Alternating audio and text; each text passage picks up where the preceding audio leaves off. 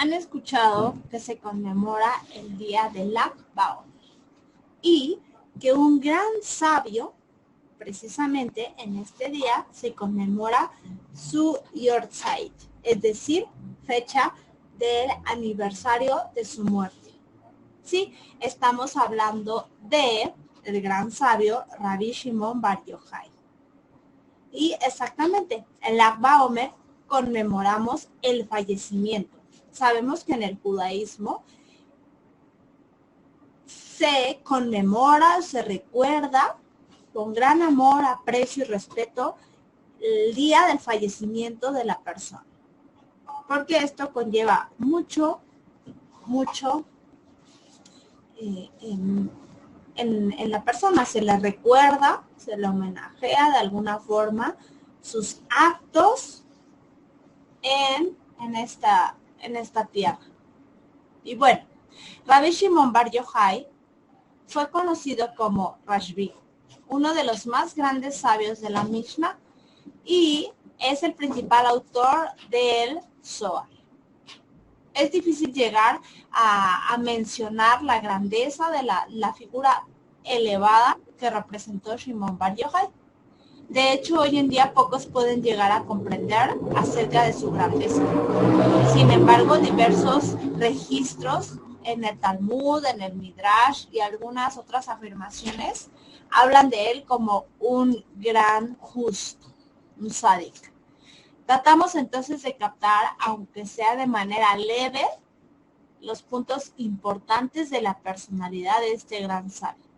Sabemos muy poco sobre el origen y los primeros años de Rabbi Shimon Bar Yochai, además de que era uno de los alumnos principales de Rabbi Akiva.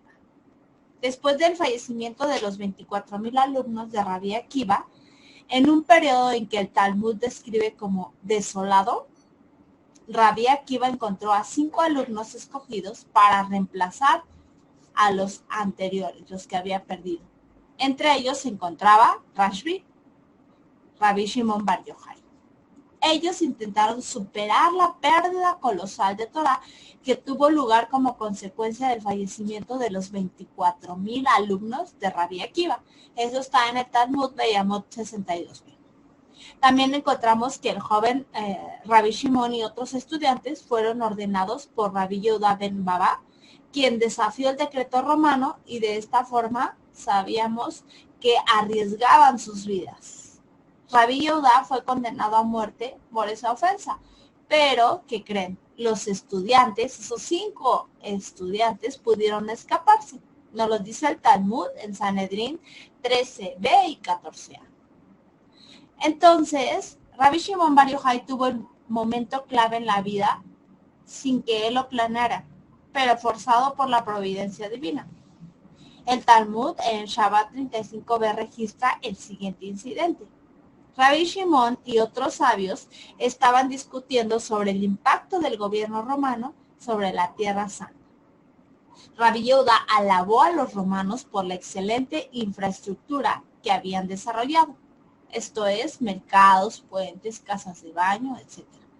Rashbi le respondió, todo lo que ellos hacen lo hacen para su propio beneficio. Los mercados lo establecen para propósitos inmorales, las casas de baño para embellecerse y los puentes para cobrar impuestos. Los efectos de sus actos podían resultar beneficiosos, pero eso no podía separarse de los motivos que tenían. Sus palabras llegaron a oídos de los romanos, que decretaron pena de muerte para Rabbi Shimon. Pero a Rabbi Yehuda le dieron un cargo elevado. Entonces, ¿qué creen? Rabbi Shimon se escondió con su hijo, Rabbi Eleazar, quien sin duda también estaba en peligro. Ellos escaparon a una cueva, que de acuerdo con la tradición se encuentra en Pekín, hoy en día un pueblo druso en el norte de Galilea. Hashem hizo crecer milagrosamente un árbol de algarrobo, y de él fluía un río por la entrada de la cueva. Esto les proveía de nutrición básica para que pudieran sobrevivir. Rabbi Shimon y su hijo comenzaron a estudiar Torah durante años sin ninguna interrupción. Para que sus prendas no se gastaran, se desnudaban y se enterraban en la arena hasta el cuello. De esa forma estudiaban durante todo el día, excepto cuando salían para rezar. Bajo esas condiciones irreales y elevadas, Rashbi y su hijo dominaron los más profundos secretos de la Torá, las enseñanzas místicas de la Cábala. ¿Qué pasó después de que ellos salieron de la cueva? Bueno, pasó algo muy curioso. Después de 12 años, el profeta Eliaú se paró a la entrada de la cueva y dijo: ¿quién le avisará a Bar Yochai que el emperador ha muerto y sus decretos han sido anulados? Rabbi Shimon y su hijo entendieron que había llegado el momento de salir de la cueva. Salieron y comenzaron a caminar hacia la civilización. Pero la transición no fue sencilla. Al caminar, el padre y el hijo fueron testigos de la escena de granjeros judíos arando y sembrando en sus campos. Ellos obviamente quedaron horrorizados. Abandonaron la vida eterna por la vida temporal, es lo que se preguntaban. ¿Cómo era posible que la gente se tomara este mundo con tanta seriedad? No era más que un espejismo, una fachada que cubría la presencia de Dios. ¿Cómo podían dedicar su energía a propósitos tan mundanos y vacíos? Ellos simplemente no podían tolerar esa mundanidad y todo lo que veían se quemaba. ¿Por qué? Porque obviamente ellos salían de una cueva que estuvieron durante 12 años estudiando los profundos secretos de la bendita Torá y salen y encuentran a hombres haciendo su vida normalmente, afanados en el trabajo y demás. Ellos quizá esperaban otra respuesta, ¿no? Que las demás personas pues también estuvieran estudiando. Y bueno, salió una voz del cielo que dijo: ¿acaso salieron para destruir mi mundo? Como resultado regresaron a la cueva otros 12 meses. La humanidad cotidiana era demasiado para ellos. Al finalizar ese año, nuevamente se escuchó una voz del cielo que les dijo que había llegado el momento de partir. Nuevamente salieron. Esta vez Rabbi Shimon ya había logrado calmarse. Su hijo era un poco más ardiente. Todavía no lo había conseguido. Todo lo que el hijo miraba se incendiaba. Entonces el padre lo miraba y extinguía las llamas. Le dijo a su hijo: hijo mío, tú y yo somos suficientes para el mundo. Dejemos vivir al resto de la humanidad. Nuestro rol es para unos pocos, para los elegidos. El primer viernes después de haber salido de la cueva, se encontraron con un anciano que llevaba dos ramos de mirto. ¿Para qué llevas esas especies?, le preguntaron. En honor al Shabbat. ¿Acaso un solo ramo no es suficiente? Uno corresponde a Sajor. Recordarás el Shabbat, como está escrito en Shemot 28. Y el otro corresponde a Shamor. Cuidarás el Shabbat. Devarim 5:2. El primer término aparece en la versión de lo que se conoce como 10 mandamientos. Y el segundo, el Shamor, cuidarás el Shabbat, es la repetición de Devarim. Mira cuánto Israel ama los mandamientos, le dijo Rabbi Shimon a su hijo, y de esta forma se calmaron. Después de esos años de aislamiento, Rabbi Shimon comenzó a ser reconocido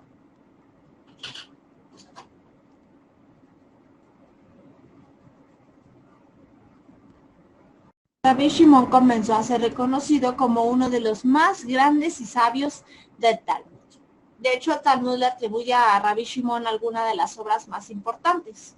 Eso está en Sanedrín 86a. Su nombre aparece constantemente en la Mishnah, con el principio del Talmud que sigue la opinión de Rabbi Shimon antes que la de sus compañeros. Pero no por encima de ellos, si la mayoría dictamina en su contra. El Talmud también registra un incidente en el cual Rabbi Shimon fue enviado a interceder ante el gobierno romano, porque se decía que él estaba acostumbrado a los milagros. Finalmente el Midrash dice que en su generación nunca apareció el arco iris.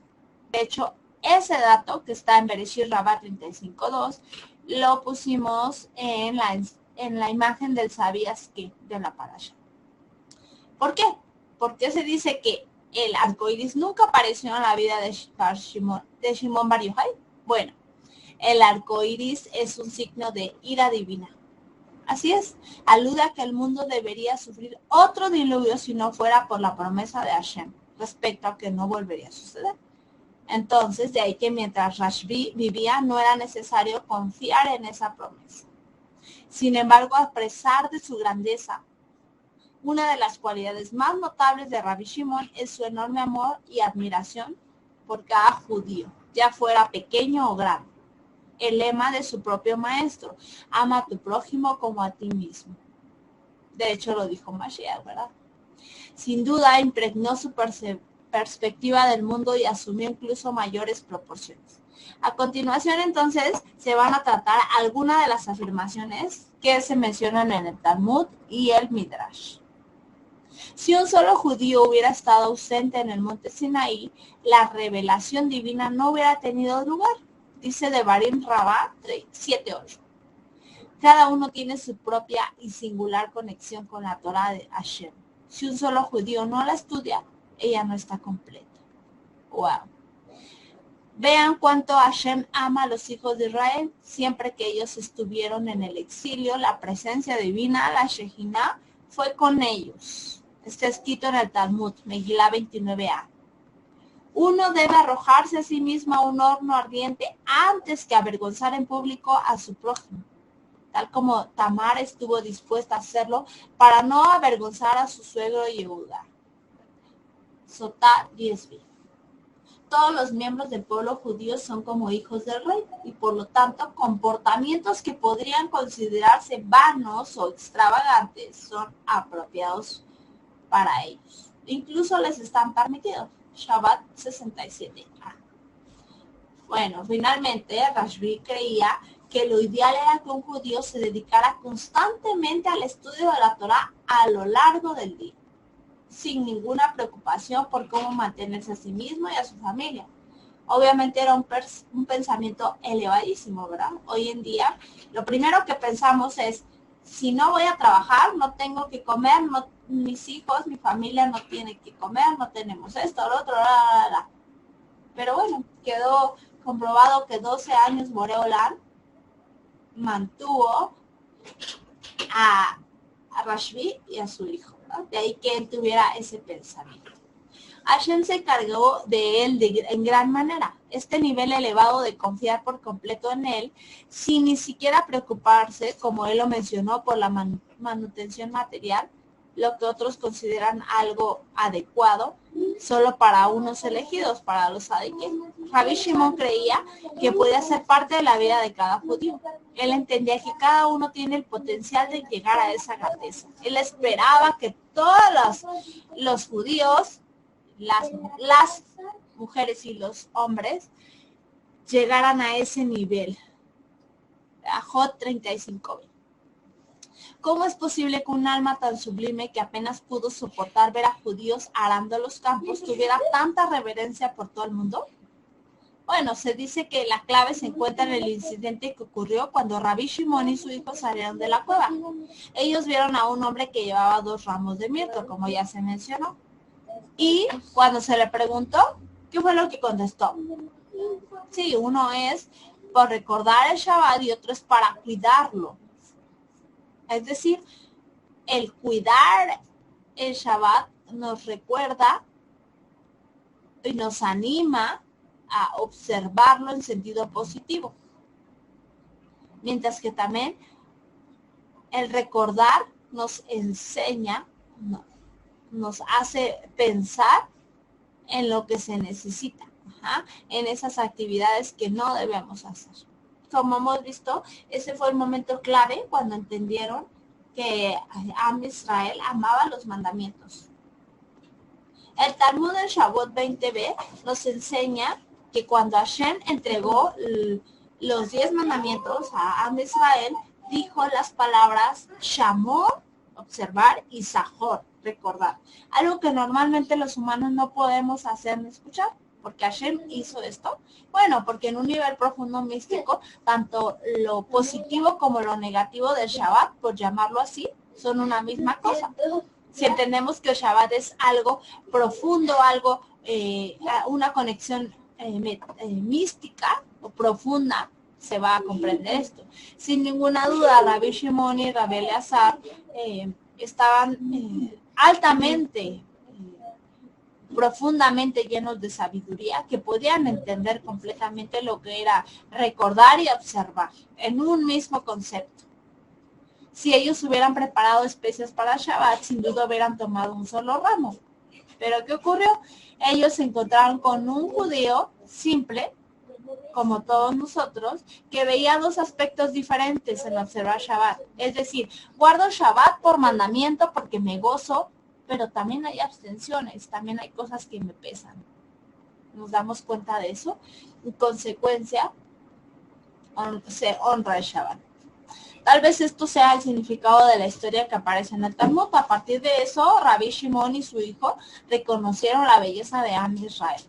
Que todos los judíos tienen su propia conexión con Boreolán y su manera especial de servirle. Desde la perspectiva de la Kabbalah, en cada molécula, en cada esquema, etcétera, como ellos lo comprendieron el estudiar. Todo es perfecto y creado por Boreolán. Todo y todos tienen una misión particular. El amor y la entrega, el servicio que tenemos cada uno, no pertenece solo a los sabios, a los místicos, a los cabalísticos. Cada uno tiene un lugar especial en el plan divino. El hecho de que usted no estudie y no comprenda aún Kabbalah, no significa que no podamos llegar a ese nivel profundo, por decir. Pero el que es cabalístico y conoce todos esos niveles místicos y todas esas profundidades, también debe saber y recordar el principio, ¿no?, de las cosas. Y bueno, quizá por esta razón el Lag BaOmer es un día valorado de forma universal. Cientos de miles de judíos se dirigen a la tumba de Rabbi Shimon, hoy en día en Merón. Y por todos los rincones de Israel y del mundo se encienden fogatas para conmemorar su recuerdo. Rabbi Shimon nos enseñó la grandeza de la sabiduría oculta de la Torá, pero al hacerlo también nos enseñó la grandeza de cada judío, de cada alma y de cada parte de la creación de Hashem. Así como uno puede esforzarse por lograr una conexión especial y profunda con Boreolam, de lo que podemos llegar a imaginar. Que su memoria bendita de Rabbi Shimon Bar Yochai sea de bendición y que nos ayude a poder comprender y alcanzar esos niveles elevados de justicia y cada uno pueda entender y comprender el plan que Boreolam tiene para nuestras vidas. Shalom. Este escrito fue por el Rab David Rosenfeld y algunos comentarios agregados por su servidora.